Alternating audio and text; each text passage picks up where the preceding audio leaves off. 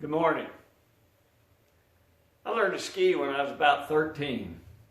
A bunch of us were out water skiing one day, and the guy in the boat would run circles around us and then take off where the rope would close in around us, and we would just go underwater and grab the rope. He was trying to have fun, like he was going to catch us in the rope and take off dragging us. And one time I came up too soon. The rope closed around my neck. He took off dragging me underwater. Eventually the rope slipped off over this ear. I was so mad at him that I swam to shore and walked all the way home. When he got home, we had it out. Maybe 30, 45 minutes, I don't know, but it's amazing neither one of us survived from it. But today we are great friends. We're actually family, cousins. I forgave him, and he forgave me for everything that ensued that day. And we still remember that, and we laugh about it. You know, it's very hard for me to forget the things that people do to me. I can forgive them, but it's very hard to forget those things. I want us to think about our judgment for a minute.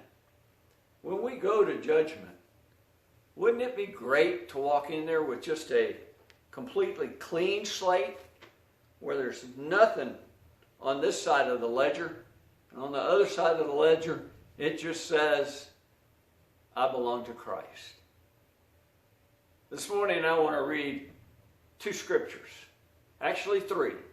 First one is Isaiah chapter 43 and verse 25. I, even I, am he who blots out your transgressions for my own sake, and remember your sins no more. Now I want to turn to Hebrews chapter 8, beginning in verse 7. Right in the middle of this reading is an exact word-for-word quote from Jeremiah chapter 31. For if there had been nothing wrong with the first covenant, no place would have been sought for another. But God found fault with the people and said, the time is coming, declares the Lord, when I will make a new covenant with the house of Israel and with the house of Judah. It will not be like the covenant I made with their fathers when I took them by the hand and led them out of Egypt, because they did not remain faithful to my covenant, and I turned away from them, declares the Lord. This is the covenant I will make with the house of Israel. After a time, declares the Lord, I will put my laws in their minds, and I will write them on their hearts. I will be their God, and they will be my people. No longer will a man teach his neighbor, or a man his brother, saying, know the Lord, because they will all know me, from the least of them to the greatest. For I will forgive their wickedness, and will remember their sins no more.